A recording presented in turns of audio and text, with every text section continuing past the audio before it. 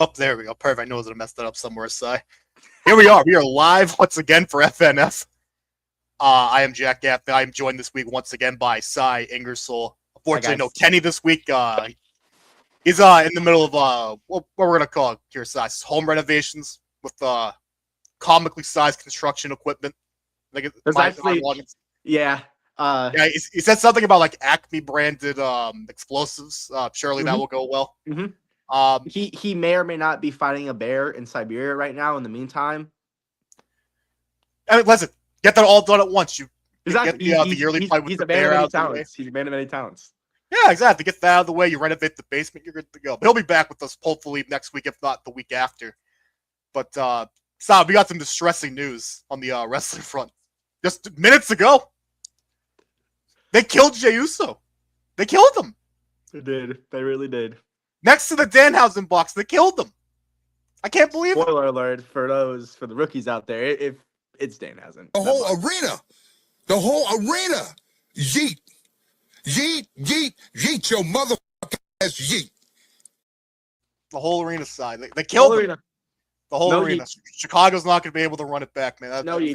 We'll get to some wrestling later. Actually, have I told you much about the TEW thing I'm doing? You've not. So for those who don't know, TEW is like a wrestling sim, like booking sim game. And I'm doing a mod where I'm effectively booking WCW if it didn't go out of business as Shane McMahon. And we have just hit the 1 year mark. So we're in June of 2002 right now. So I'm going to throw this up because I had a feeling I was going to need this. So these are currently our champions as of June 1st, 2002. Buddy, who's being WCW? I got Steve Corino leading the Four Horsemen as the world champion. I got Mike Awesome as the U.S. champion. He's going to end up dropping that to Kurt Angle, who we just brought in. We have the new Young Dragons, Jimmy Yang and Taka Michinoku as the U.S. tag champions. We got Triple X. We're about to go into a war with America's Most Wanted, who are also in the Four Horsemen as the current tag team champions of the world. Samoa Joe just winning the TV championship over Rey Mysterio at their. I like it. Samoa Joe may or may not have ended the career of Diamond Dallas Page. We'll see about that in the coming weeks as we head into the Great American Bash. But I love this. This is awesome.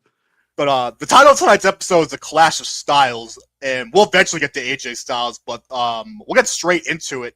There was a huge winner yesterday at the NFL Scouting Combine on the day of the linebackers and edge rushers going out there and doing drills, and that is clearly Sonny Styles, linebacker, Ohio State, who is effectively playing the role this year of Nick Manwari of just having one of the greatest combine performances we've ever seen.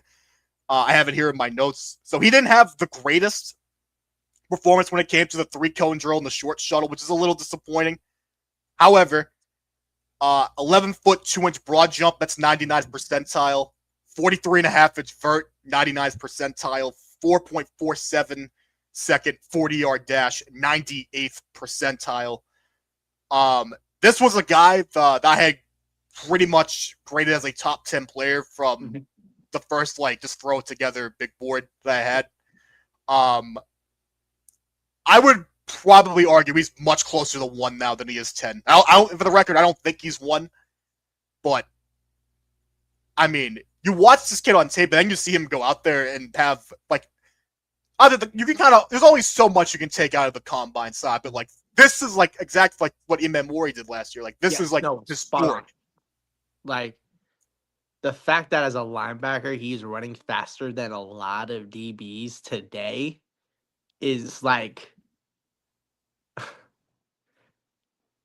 hard to put in words. Ohio State really just had him and Ruben just chilling on their defense. And they had him, they had Reese, they had Caden McDonald, who's either the first or second best 0-2 tech defensive tackle in this class. They had Lorenzo, Lorenzo Styles, the kid brother, 4.27 40-yard dash. If you didn't see him, 4.27 40-yard dash. What were they feeding those Styles brothers? What were they feeding these kids? I couldn't tell you. I didn't know he had a brother until like last night. To where I think it was Ohio State versus UCLA. He had like a punt return or a kick return, one or the other. But it's like, oh, like Awesome. there's another one just there. No, Unbelievable. He's unbelievable. Also, want to give a big shout out again today. Was get some tight ends out there. Eli Stowers from Purdue, I believe, had a monster. I don't know if it's gonna be Vanderbilt. I believe. I apologize. Yes. 45.5-inch vert. I believe that's the best by tight end since 2003.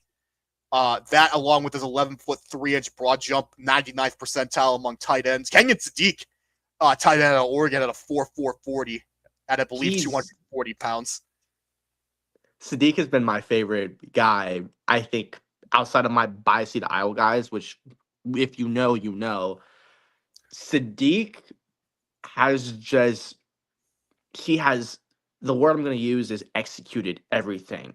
My favorite thing that I've seen is I haven't seen a lot of interview clips come up for a lot of guys, but Sadiq's been one of the few. Yeah, you won't see those probably until like next week at the absolute earliest. I've seen comments on Sadiq's interviews, and he is just walking in the room and he's telling these scouts, these GMs, these coaches, like exactly what everybody on the offense and defense should be doing. And he's not missing a beat. And it's just like, that's football IQ, and that in itself, like, you could be a really good ball player, which we know Sadiq is, and then you come in here and show the IQ. I'm not a scout, but I see that, and I'm bumping you up my draft board significantly. I mean, the other end of that, though, is you have a guy like Kyrie Elam who crushed the pre-draft process, especially when it comes to like football IQ, and he completely betrayed me. I'll never forget that. I saw that. I think it was with the Bills, ironically enough, who drafted him. Yep. And he had like it was. I think it was just the NFL or HBO just like is posting like his interview clips. I'm like, oh, this kid gets it. And spoiler, he did not get it, unfortunately, out of Florida. But also, spoiler, he went to the Cowboys and still couldn't get it. So who knows what's gonna happen? But no, man. I mean, clearly, Sonny Styles is like the story of these first 2 or 3 days of the combine. I don't know how he isn't, but lots of other stuff at the combine. Sai, you were not there this week, but I did have boots on the ground. You did by association. I mean, I had boots on the ground by association as well, but we both did. We both had boots on the ground. Thank you very much. But for both the people, yes. So there was some talk. So don't. This isn't like sources, but like rumors. Again, obviously the AJ Brown saga is something that I don't think is going away anytime soon because, of course, Sirianni went up there, I believe, on Wednesday. And I think pretty much point blank said, I can't guarantee he was on this roster next year, which is... It would have been Tuesday. Coaches James did their interviews Tuesday, and then Edge's linebackers did their interviews Wednesday. So it would have been Tuesday, but... Yeah. Continue. But I think verbatim said, there's no guarantees on this roster moving forward earlier this week. I had heard through the grapevine that the idea is the going price for him, what is expected around the league, the going price for him might be what the Texans ended up having to give to the Bills against Stephon Diggs, which, if I recall on the dot, was a 2, a 5, and a future 4. Something to that extent. Sounds right. If that's the case, I imagine there's going to be enough teams in on him. But the thing about the Eagles trading him, they're going to have to probably take a decent cap hit because, to the best of my knowledge, you can't really move around like with like post June 1st designation money. No, I believe it's like a $20 million dead cap hit. Oh, no, excuse me. It's a $20 million cap loss, and it's a $40 million dead cap hit if they trade him before June 1st. So but you hear I call him Stefanski twice now. You hear Sirianni You're Sirianni, be like, yeah, I can't guarantee who's on this roster. That feels like the clearest indication that Yeah, they're very much open for business. Doesn't mean they'll trade him, but the offers with a caliber player like AJ Brown, the offer's got to be right. I I could I see don't him going maybe for a late first if the Eagles really want to drive it up. But like, wouldn't be the first time he goes for a first. yeah, that's true. But I think realistically, I think the Diggs trade probably isn't Mhm. like the worst thing to kind of use as a baseline. Maybe a little higher than that. I could see maybe a 2, like a future 3 if you really want to push it. Again, maybe like a late first. We're talking like 27 to 32 in that Mhm. range, maybe. But Could we'll have to easily throw see. you could easily throw a player in there as well, depending on the team, depending on what they want, don't want. And that could, if you're looking to alleviate the draft capital, is an easy way route in my mind. Like especially if you want to trade for a team, like I could see a world where Tampa Bay could call. I could see, I mean, your Patriots could easily call. This would be crazy, but there's a world where the Jaguars could call and be like, "You want to swap Brian Thomas or AJ Brown?" Like, I there's actually could there's see that. there's a lot of worlds where, especially are like San Francisco with Ayuk. Like, there's worlds where you No, can. that's not gonna happen. It's not gonna happen. There's no way. But I'm thinking of teams that have like a caliber player that could like get the Eagles' tail wagging and could allow less picks, or let's say instead of like a second, a third, and let's say a future fifth, it's like okay, you get a decent caliber player, and then you're giving up a third and like next year fifth, next year sixth, something like that, just to change up the draft capital. Well, speaking of trades, we did actually get a trade earlier this week. I actually think this was a very rare player for player trade, but one that I actually don't hate at all for either team. This was Devondre Sweat going 1-for-1 for Jermaine Johnson, who was the last of those 3 first rounders the Jets had in 2022, I believe, if I'm not mistaken.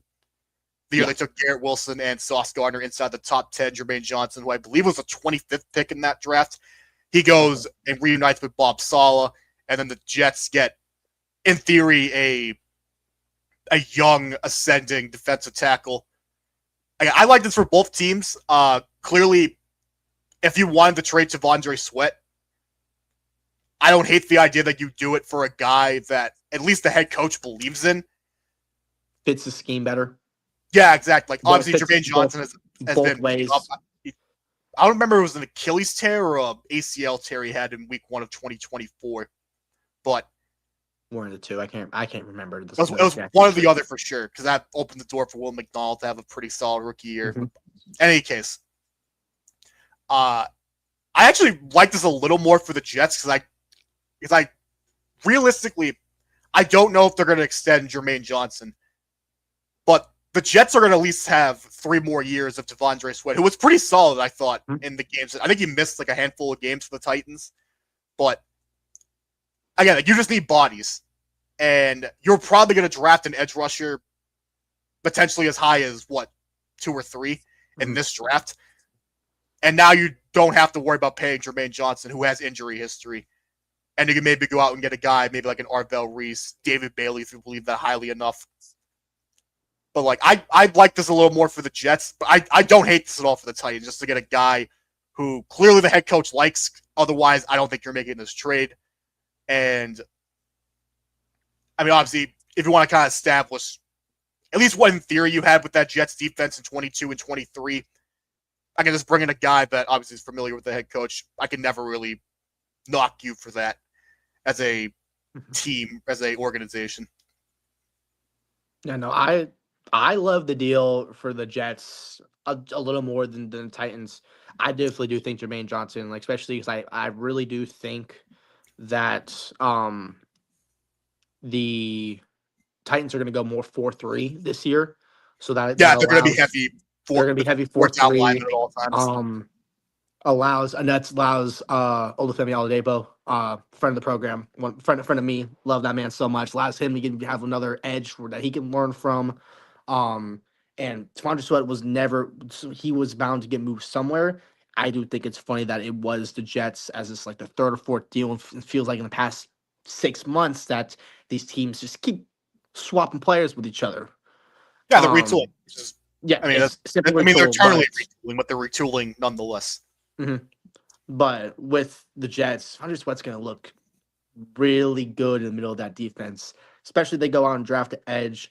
I would not be shocked if they go out and sign a veteran like nose tackle or like another like D tackle of sorts. And Oh, those fucking assholes signed Kyrus Tonga. Still help me God. Still help me God. My beautiful baby boy Kyrus Tonga. Like maybe like a little Harrison Smith action. Like there's some options that they could go. That's what I meant to say. But the Jets have him, I'm pretty sure.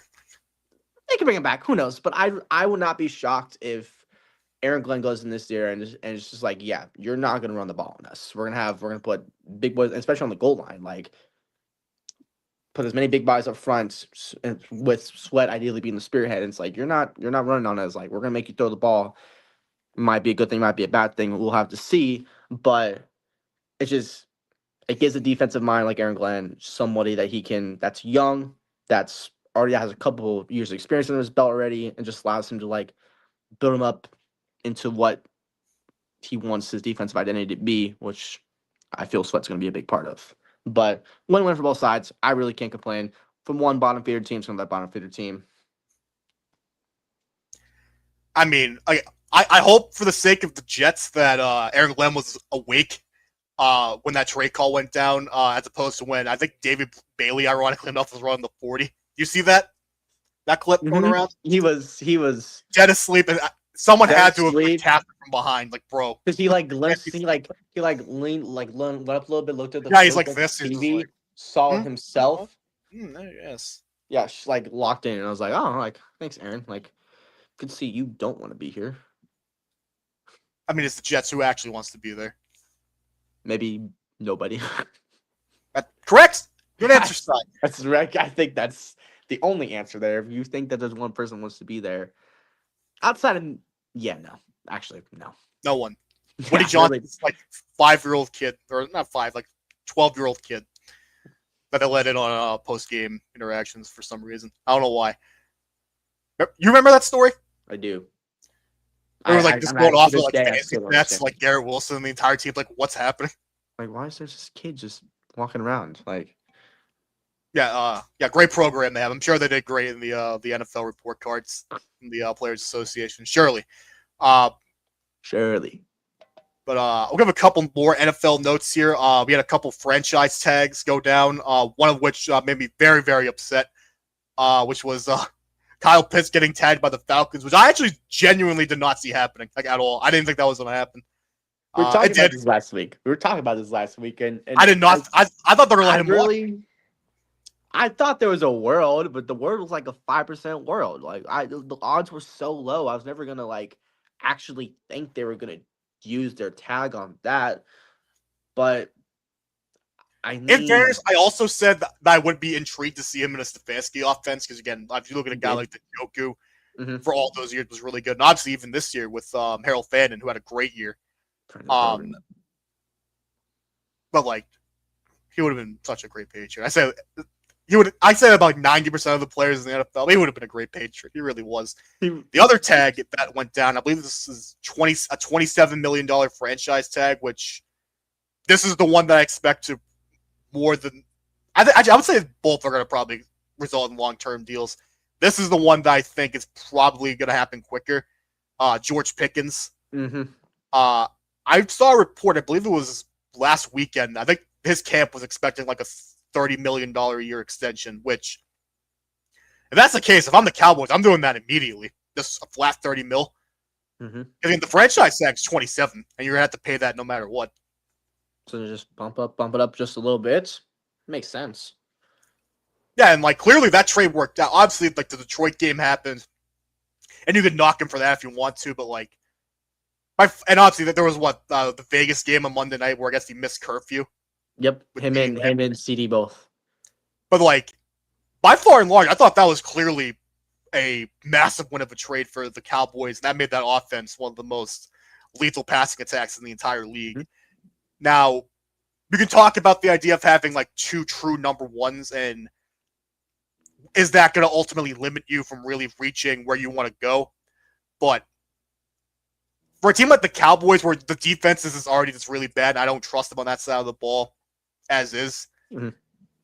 I don't hate them at least giving this a genuine shot for a few years. Obviously, if it doesn't work, you can obviously revisit if you want to kind of structure this contract in a certain way where, hypothetically, it's a 3-year deal, but you can really realistically give yourself an out on a 3 or 4 year deal after like second, give or take. But to me, like, this is a no-brainer. They should pay him if it's like 30 to 33, I would probably feel pretty good about doing that. I agree. Anything over 33, 34, I think is a little much because you do got to keep in mind, still got to give CeeDee Lamb targets. You still got to give Jake Ferguson targets. They re-signed Javonte for 3 years, $27 million. Buddy, I almost passed out when I saw that. I saw 9 figures on that contract side. I couldn't believe it. I saw it 8 happening. figures. Excuse me. I couldn't believe it. Unfortunately, it made with the production, and put production in air quotes. Yeah, That he gave that team this year. I think it's a fine deal. Worst case Yeah, scenario, they can trade him. Yada yada yada. Running backs. I mean, giving running backs what they're worth. I get it. Mm-hmm. Running back hater over there. But I like the deal. I'm more intrigued to see because I really do think the extension is sooner rather than later. The question only is when. It could be tomorrow, could be 2 weeks, could be in the middle of training camp. They're like, okay, we can do this, but we'll see. I like it. Dak Prescott still sucks though, so it's like, oh, come on, have fun with your 8 wins that you're gonna get this year. I didn't know you weren't a Dak Prescott guy. I'm not a Cowboys guy, period. And Dak Prescott. I'm not a Cowboys guy. I like Dak Prescott. I think he's good. I don't. Just don't ask him about his hip. Don't ask him about his hip. For the love of God, don't ask him about his hip rights. Oh no! For the love of God, do not ask him about his hip rights. I mean, he's a good fan. I like that Dak's a good fan. I like that Dak's a good fan, but otherwise, no, I'm good. We'll give him that much. He can but with HIPAA rights and all that, I gotta find the. God damn it. Well, Jack.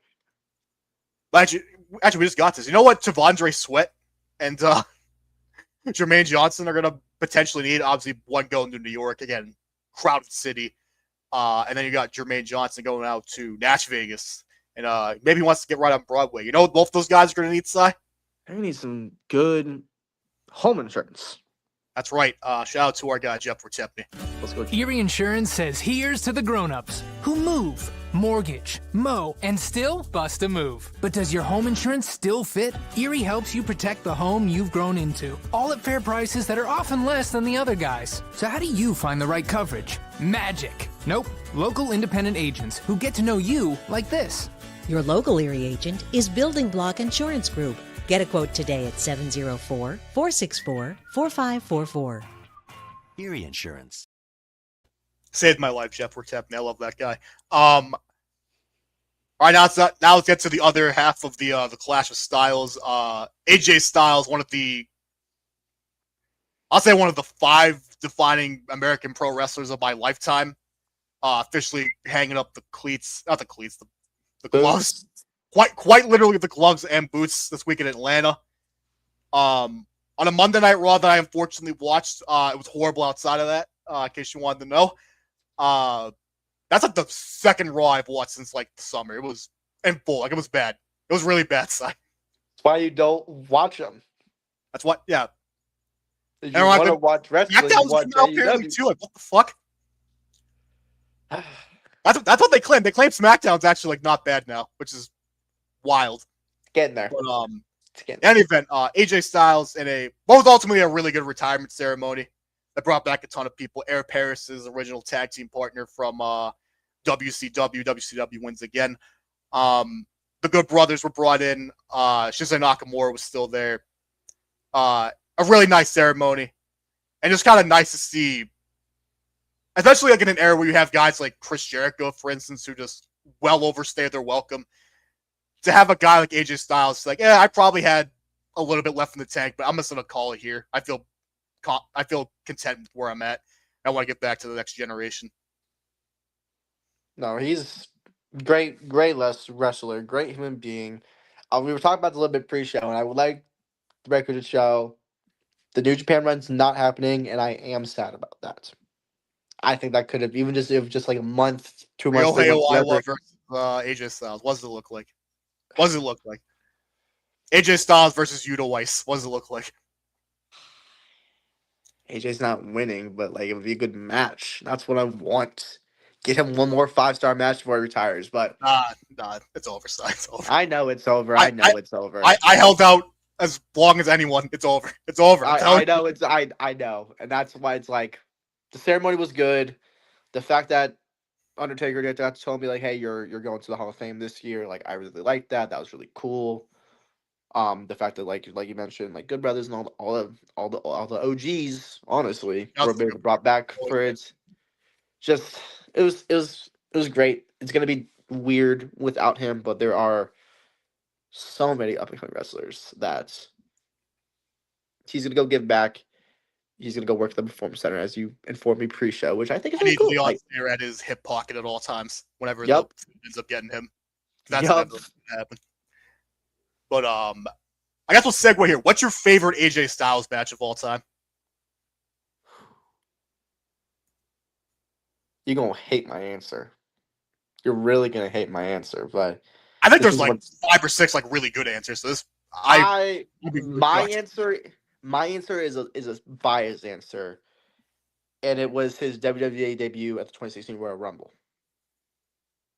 When he came in at 3. I know not the best match. I can't think of anything else off the top of my head. I'm sure not gonna say the graveyard match. That was kind of I wouldn't call that a wrestling match. It was good. It was entertaining. Exactly. To me, that wasn't a wrestling match. That's where when I was the pivot. It's like I did like it, but that really wasn't like a wrestling match. But that's when I was younger. That's when I was really like in my wrestling like kick phase. Slept for a while, came back recently.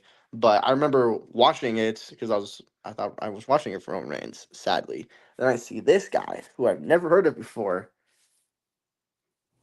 I know. And I'm like, who is this guy? Who is this AJ Styles guy? And I was like, and I kept watching it, and I was like, listen, you were in the trenches watching 07 Impact.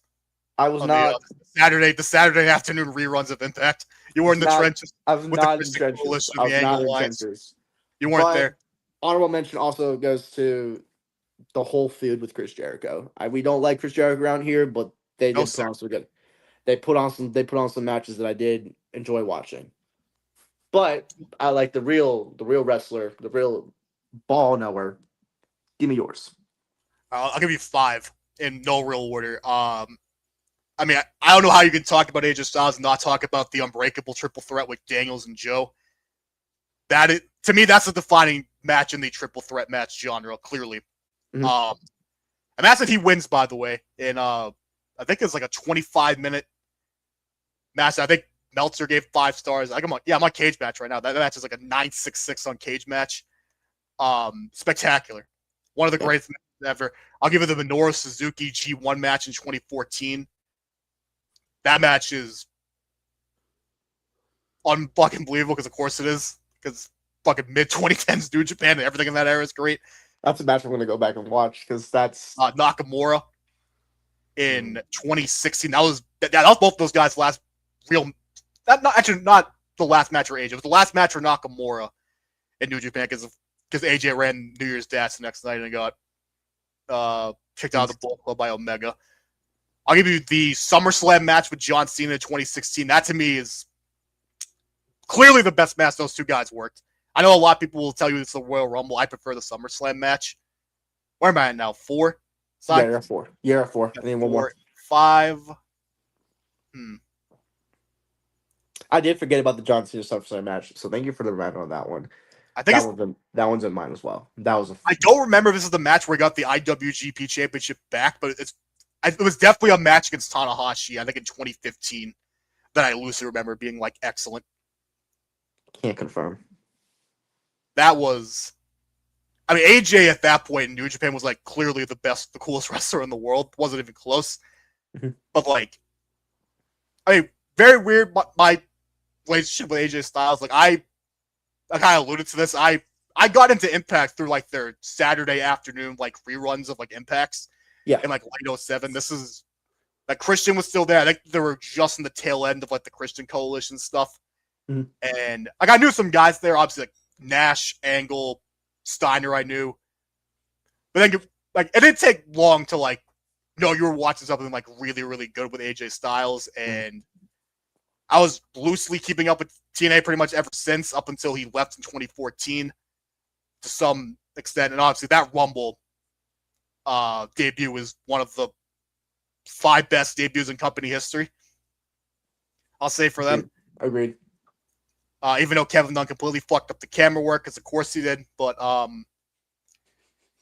like one of the defining things about his career that I feel like it's like completely, I don't want to say ignored, but like it feels like it's not talked about enough, is how quickly he got into the Fed's trust tree. He was the linear World Wrestling Federation champion the same year he debuted.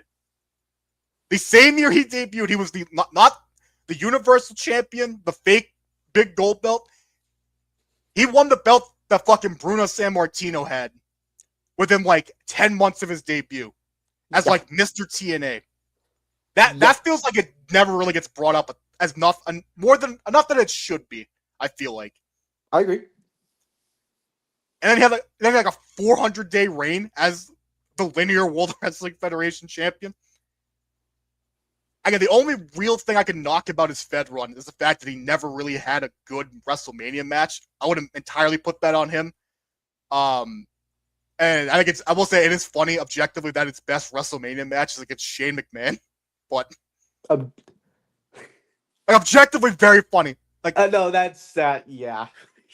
I wish I had the Here Comes the Money thing. That would have been really funny. I wish that's not getting copyrighted into oblivion, but.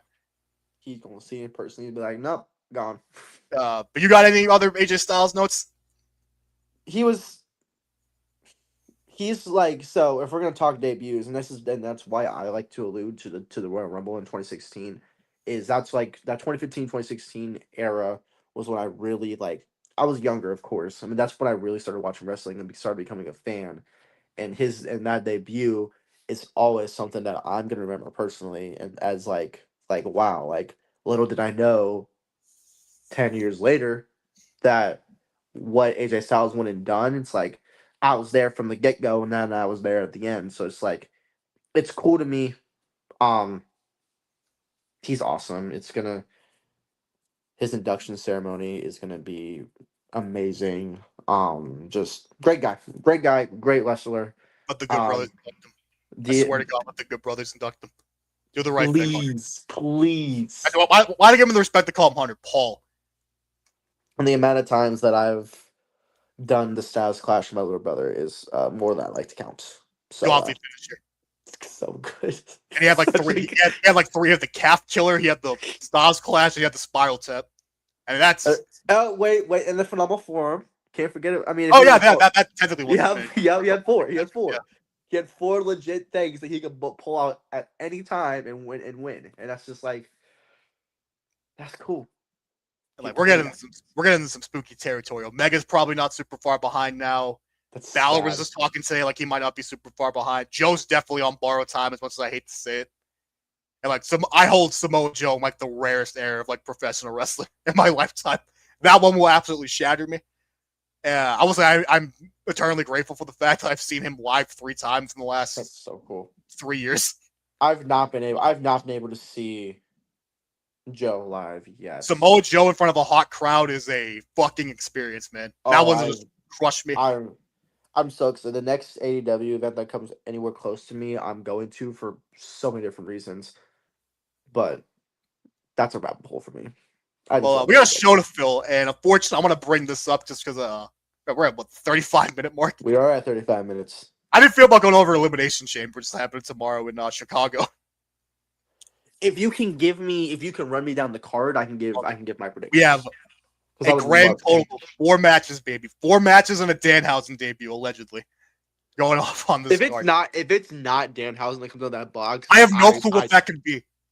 Genuinely, I'm lost on it. Because I know he put up a post today on I think it was Twitter where it was like, yeah, there you can book me here. Like that's definitely to get him off the scent. And I guess he's like the betting favorite to come out of the box, which is like the fact that this is being talked about is horrifying. Also, like the fact that it's gonna probably be not a great pop because not a lot of the WWE fans are gonna know. No, Chicago definitely knows Danhausen. I think he'll get a pop. Fair. Yeah, he's a Punk guy. He'll get a pop. But this is a 4-match card. We'll start with you want to start with the chambers, or you want to start with the non-chamber matches? Non-chamber matches, chamber matches last. All right, I will. So just for conscious, I'm not watching the show because I don't have the ESPN Plus bundle, but I don't really watch the Fed these days anyway, and just because fucking Lesnar's back, and that ultimately took the wind out of my sails out of watching them for as long as he's probably still going to be there. But if I can find like a cheat way to watch it, I'll watch it. Otherwise, there's a very real world where I'm watching AEW Collision with my little brother tomorrow night instead. So, but this first match here, I actually think is going to be pretty good. With one of the guys, I would say is probably just from in passing of what I've seen, probably one of the front runners for men's wrestler of the year so far.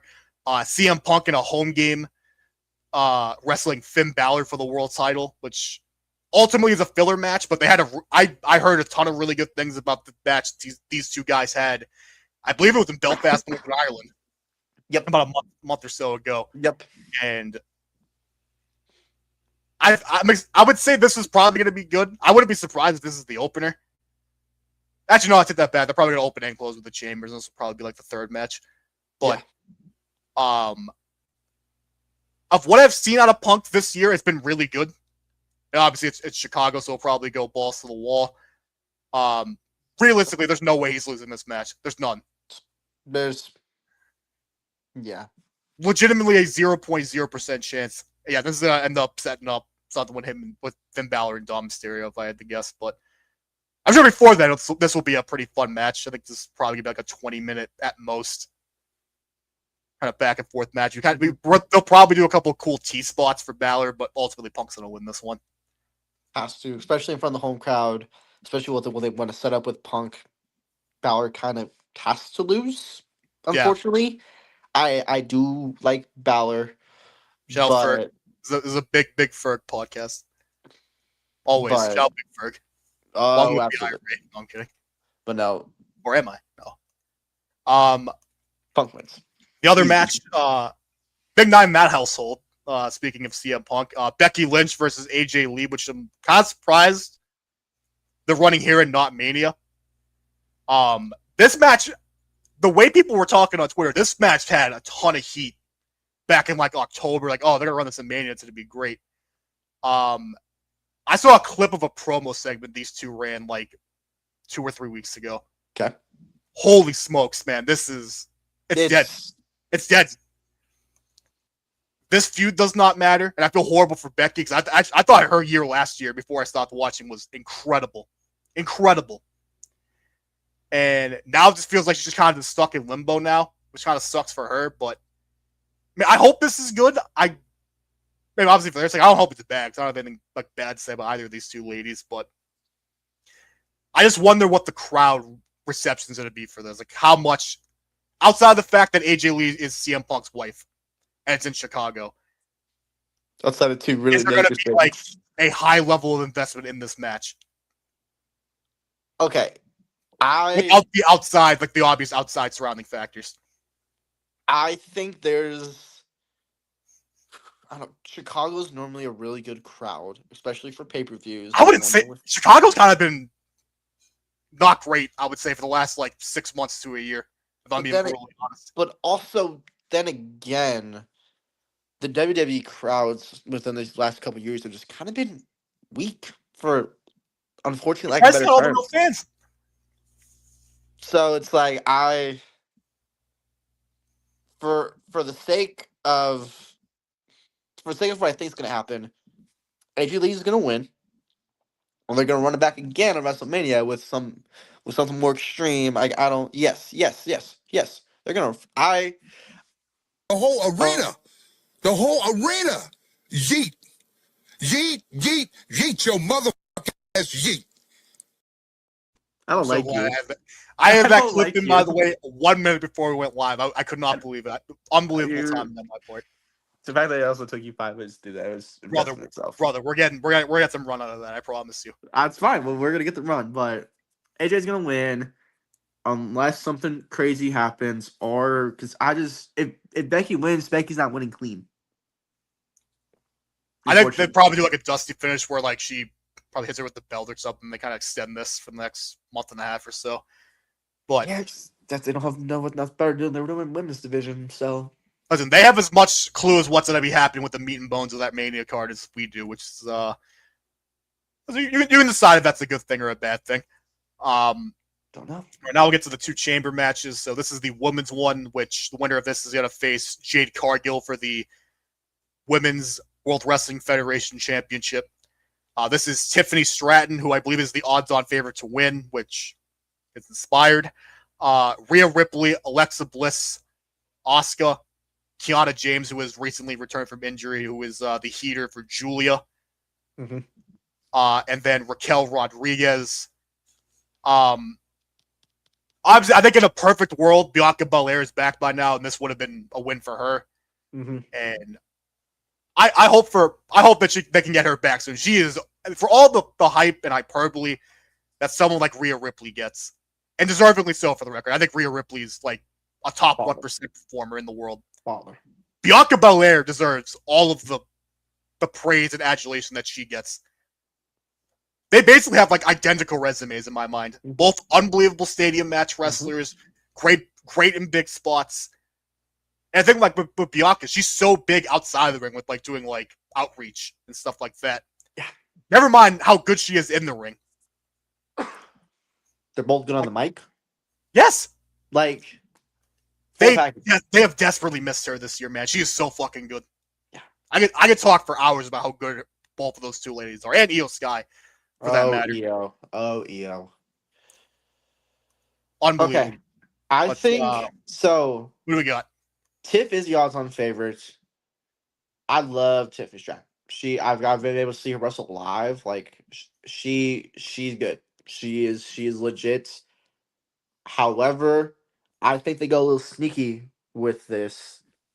Alexa Bliss is gonna win, Listen, and you need. I'll you finish. Let me. I have something to add on to this. And there's a reason why. They're gonna go. She'll go face Jade at WrestleMania. A little Charlotte Flair is gonna get involved. A little Charlotte Flair. No, not the Allies of Convenience. No. A little Charlotte Flair is gonna find a way to make it a triple threat. That's my opinion. As much as I don't want them to break that up, guys, I'm love what they're doing as a tag team. As much as they might not like each other, I think putting them together, at least for the time being, is great. But the writing's on the wall. Someone's bound to turn, and it's probably gonna be Charlotte, and that sucks. Because I'm not really a Charlotte fan, unfortunately. I'm not either, but like seeing how the wider wrestling fan views her now compared to last year, it's unbelievable. I've never seen anything like it. She Good for her. She has been putting in some good work. Yeah, she has been putting some good work, but the pure fan in me, I really, really want to see Alexa Bliss win this. So I have Alexa Bliss, but here's my reasoning. Okay, you're gonna go complete different route. So Here's the scenario. It's 11 o'clock later tonight. Triple H, Ed Koski, Paul Heyman, Bruce Pritchard, Ryan Ward, Michael P.S. Hayes in a room. All right, boys. All right, we all want Tiffany to win this match, right? Yep. And in the back of the room, old Freebird P.S. Hayes. Oh, man, Alexa Bliss is over, man. I swear to fucking God, that's exactly what's going to happen. That's great. It's the same shit that happened with the Royal Rumble last year. That's exactly what's going to happen. And Alexa Bliss is in this match. She's gonna be like, I don't know, man. You're in this reaction. I don't know. Alexa's she's pretty on right now. She's pretty on. That's exactly what's going to happen. Michael P.S. Hayes 50 feet back, and like he's the only guy at the far back end of this table. I'm telling you. He's gonna yell at two. He's like, "Hey, I don't know, man. like some bliss." And then Ed Cossey's like, you might be on to something. Everyone's gonna start. That was just like, yeah. That was the way he got an entire room just to be like, actually, yeah, Jey Uso should win the Royal Rumble. I've never seen anything like that. Like, yeah, we should. I will say, I do think the MVP of this match is gonna be Raquel, 100%. I feel like her The first wrestler ever saved by podcasting. she's gonna do something crazy. I just have a feeling. Just got a feeling, and Rhea's of course gonna be Rhea. Yeah. Kiana James might be sneaky. I don't know. She fluky got into it in the first place, which They really liked her apparently. They do, and it was a good curveball. Free Julia though. Julia deserves better. Ironically enough, the biggest proponent of Julie in that company is Triple H. As funny as that is. Yep. But yeah, that's a real case of heartbreaking. The worst person you know makes a great point. Truly. But yeah, so we're both Alexa Bliss, correct? For completely different reasons. Yes, completely different. I think because I think there's gonna be a turn. You think because Michael P.S.A. is like, I'm thinking in reality. I'm thinking logic. Thinking more dream. You're thinking more reality. Hey, that's good though. That's good though. We can do this. All right, men's chamber winner gets a undisputed World Wrestling Federation Championship opportunity against Drew McIntyre, who was only the champion because Cody Rhodes made a very strategic power play to get out of the lane and out of the way of a Roman Reigns drive to the hoop. Is the best way I can describe that. This match includes Cody Rhodes. He'll be going up against Randy Orton, LA Knight, who everybody in that company fucking hates, seemingly. Unfortunately. Yeah, unfortunately. Again, real shame. Again, great worker. Great on the mic. Man, he's I don't know, man. There's something about him. I don't like it. I can't really do a Bruce Pritchard impression, but that was supposed to be. I know what you're trying to do, but I don't know, man. Also in this match is Yvonne Evans, who is, if you're not familiar with the World Wrestling Federation, a very, very exciting. He's gonna take an RKO from the top of the 22-year-old cage. prospect. He's gonna take an RKO from the top of the cage. It's gonna be great. He's gonna be fucking so good. Shout out Deathlock Pro Wrestling. He was the former world champion there before they sadly shut down late last year. Trick Williams, who is much further along at this point than I thought he was going to be. The fact that and I don't know. Looking back, I probably should have seen this coming because the only thing that he really lacks is in ring ability. But like, it's not like he's like awful. It's just like he's not like elite. You know what I mean? He has everything else. Yeah. He has the entrance. Yeah. He has the catchphrase. He has the promo ability. The swagger. Whoop that, Jake. Yeah. He's got everything. He does. And he's awesome. He's gotten himself super over. And the last member of this match was going to be Jey Uso. The whole arena. Yeet. Yeet, yeet, yeet your motherfucking ass yeet. Fortunately, he succumbed in a cartoonish accident prior to this last Go Home SmackDown taping. This is the best way I can describe it. I saw ladders. I saw scaffolding. There were multiple. I saw a Danhausen box. Like the Danhausen box. Danhausen did it with the curse on him. Ooh. Danhausen doesn't want to run it back, man. That's crazy. No, I'm kidding. So I have no clue what's going on over on the USA Network. Yeah. I have no clue who that's. So apparently, so the reason they're probably taking him out because apparently Bronson Reed, who got hurt, sadly, hopefully his surgery goes well. He tore his bicep. He was supposed to win that last qualify. Yeah, he's awesome. That's so sad. But like before he like got the push, I saw him at a WWE live event in a triple threat match against Ludwig El Grande Americano Kaiser. Before the El Americano gig, and Sami Zayn, and I'll never forget my dad who's never who hasn't watched wrestling in a long time, looks at me and goes, I don't know about this Bronson guy, but I'm rocking with him. I'm liking him. He had like the Godzilla-esque entrance, and I was like, looked at him, I'm like, you know what, Dad? No, you're right. Like he is pretty good. Then I watched him, and then he started snubbing people, and I'm like, yeah, no, we do like him around here. Like we can support. Right. Listen, He beat Okada in a G1 match. That He did. New Japan isn't letting anybody beat Kazuchika Okada. So clearly they thought he was at least somewhat passable, and I agree. I think he's actually really good. So hopefully he heals up quick. Hoping. Hard to really replicate a really good working big man who has some promo chops. And I actually think he's a really underrated talker.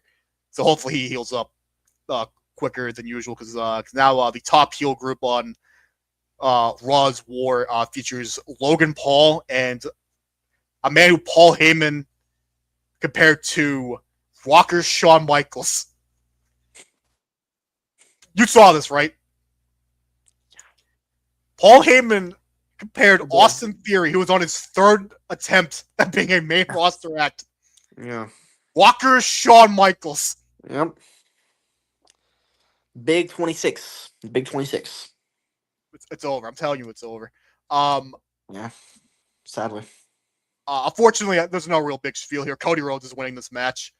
And I think it's probably going to be him, Jacob, and then fucking Drew, which is like a very uninspired WrestleMania main event for night one, if I had to guess. But yeah, that kind of sucks, and that's why I'm not going this route. You went last year? No. I don't want to see that match. I'm good. Unless Jacob Fatu is winning that match, which he's probably not. Which you should. Yeah, Jacob Fatu 100% should win that match. That is because that might get Solo to actually go solo a little bit from the NFTs, and I can get behind that. We're taking it all. We're selling the store. Never take a loss. But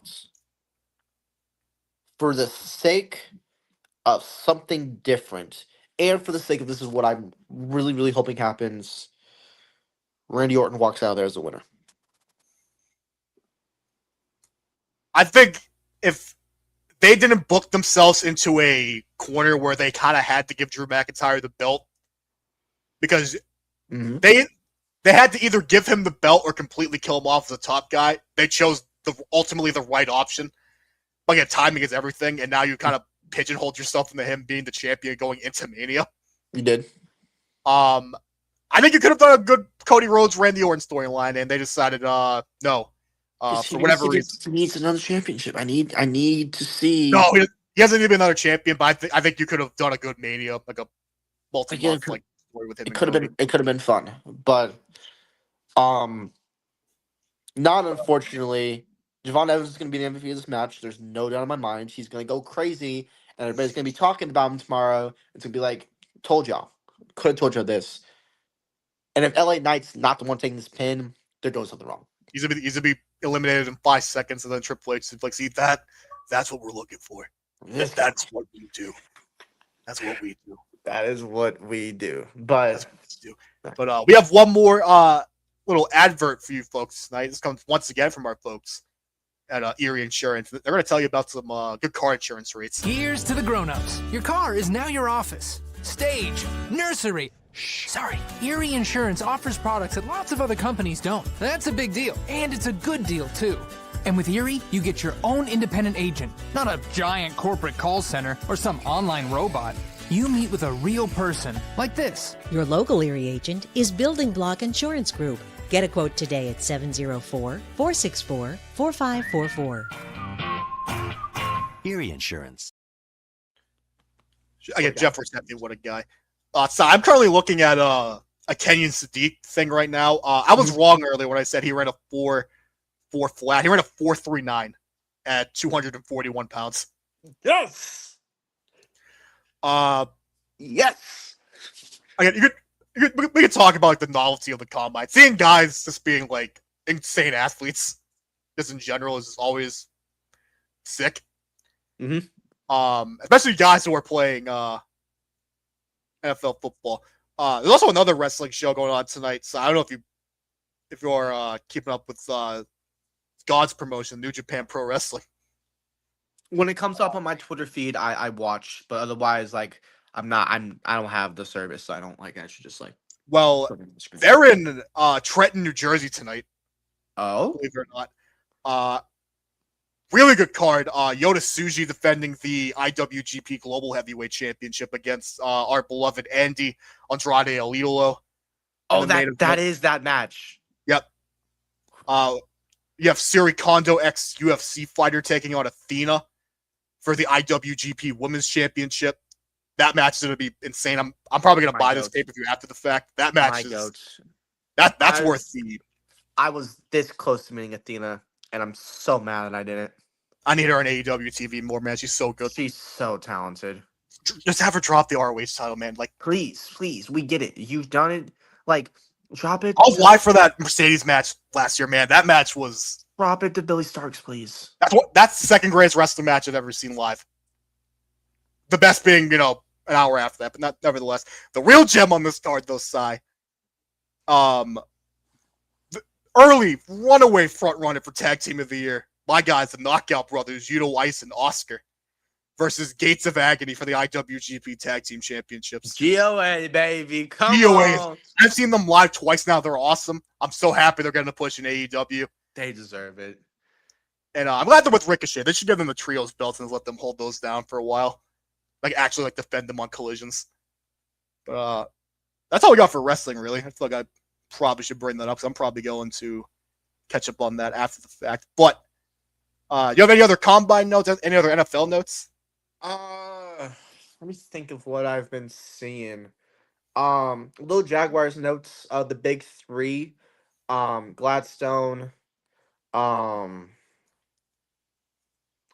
Cohen, and then it's can't remember our top guy's name.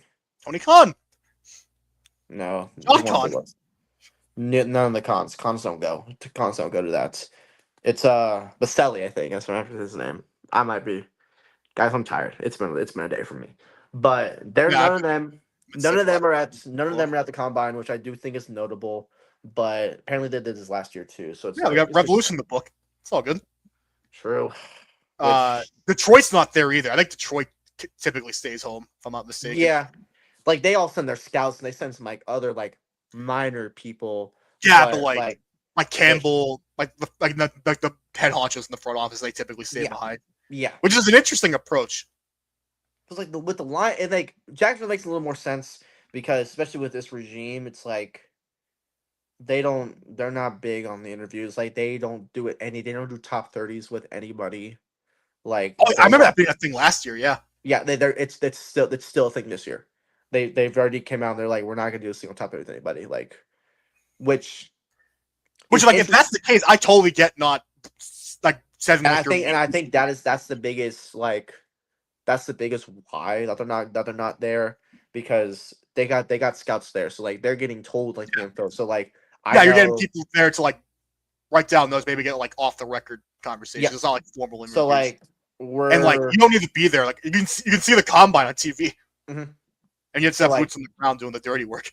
Exactly. So I know one guy that we're looking at really heavy right now. Which is it's one of my dreams. This is my day 2 dream fits for. I'm very excited to hear this name. It's end up being a first round prospect. He could be. He's a linebacker. Who is it? Rodriguez, the linebacker at Texas Tech. Ooh, okay. He actually might. Yeah, I don't think he's a first rounder, but he's not. If he was if he ends up getting to not because of the size. If you've seen the RAS, it's because of the size. But how tall is he? It's 6 foot. He's shorter. It's in the color code. I like the Kobe Dean. I like the Kobe Dean. He kind of ended up just fine. The color code they gave him is middle yellows. So I'm okay, well that's fine. I thought he killed it in a 3-cone. I thought he had the best 3-cone of the linebackers. Him and Carson Shayer, the linebacker out of Iowa, have been they've both been putting it on this week. So dream scenario, I would love one of those guys to be there, but they drafted Jack Kaiser last year. The whole Devin Lloyd thing is a very interesting thing. We got Floyd Assad who's been sliding back to play the linebacker spots. But that's been my notable thing. DBs today killed it. My guy Xavier Nwarpa, safety out of Iowa, ran a 4.46 today. Size is phenomenal. The only thing that's bad is the weight, but even the weight was his only red because it's low 200s, but 6'2", kind of 4-year Iowa guy. He's looked awesome today. some kid from Missouri. I don't remember which one. One of their DBs today ran a 4.27, which I think has been the fastest 40-yard Jesus. time so far. Yeah, So tied with flying. Lorenzo Styles. Yes, yes. Can my last little combine note is we're gonna go back to the Sonny Styles. This is bold to say because trades happen, yada yada yada. But I personally think in this very moment, unless something changes, he's gonna be either in Tennessee or he's gonna be in New York. I could see Tennessee. I think New York's edge rusher no matter what. But I would be I'm opening myself up more than the possibility that the Titans is taking the 3. Because realistically, I think the most likely spot he ends up going to is probably the Commanders at 7. But that's realistic, but I don't, because you have Bobby Wagner, who's obviously a lot older now. And even if you bring him back, it's like, do you really want him out there, field generaling like 100% of the snaps at his age? He did that last year. Look what happened. Yeah, got me there. But otherwise, no real notes. Everything's. I'm excited for these interview clips to start coming out because that's when I really like some of my like Senior Bowl guys. I'm just waiting on them. Tomorrow's really the fun day. Tomorrow the quarterbacks are there. All the like explosive guys are performing tomorrow. So that's really the exciting parts. But I'll leave you with this. Do not listen to big tape measure when it comes to the arm length and wingspan conversations when it comes to Mansour Delane. I'm telling you, do not do it. Now, I will say, him weighing at 186, that's a little worrying. I did not expect him to weigh that low. I was expecting Do not listen to big tape measure when it comes to his arm length or his wingspan. I'm telling you. This guy he's exactly like Avian Terrell where he can play out of his frame. I'm telling you. Mansour Delane's the best corner in this draft. Do not listen to the fake media, the fake news propaganda that is big tape measure. The big tape measure is pushing outside. Don't listen to it. I'm telling you, he's awesome. Also, speaking of guys I've scouted, Denzel Boston report just went up earlier this week. Spoiler, big fan, probably more so than the score may indicate, but he was a guy that wasn't really super jazzed up about after kind of learning a little more, but watching him, man, I think he's gonna be good. I've been wrong about receivers before, but I don't know. Something about him, he plays tough and he's a great blocker. Obviously, the 50-50 ball skills are out of this world good. But he plays with a level of toughness that I can appreciate. And I think I gave him, a 85.75, which equates to about a late first grade. Yep. Very fun player. Check that out on Third Down Thursday. Link in the description over on YouTube. One other little combine notes. I mean, it makes a lot of sense, but I've seen some people that have been saying it. Raiders looking heavy at this wide receiver class, which isn't surprising. They need. I wonder why. I mean, yeah, I wonder they want to get Mendoza some guys, but surely they didn't trade their best receiver at the deadline this year. Yeah, and their best tight end was hurt for like half the season. Surely they didn't trade their best wide receiver to the Jacksonville Jaguars, who then signed him to an extension. And because imagine geeing up your own team, I could never do that. Oh, imagine geeing up your own team like that. I would never do that ever. I know, right? But they're liking Skylar Bell, wide receiver at UConn a lot. That's where I was going. Oh nope, UConn, I'm out. Nope. Nope. Basketball school. You don't like Joe Fashana? What'd he ever do to you? Nope. I can't do it. Nope. I hear basketball and hockey school. Nope, can't do it. I don't got anything else. You can be one or the other. You can't be both. It's okay. Your BU isn't even the best BU. 1 second. That's going to do it for us this week, folks. We're going to send it out with the best commercial ever. And we'll see you next week. And while Sai's on timeout trying to scream at me through the StreamYard studio.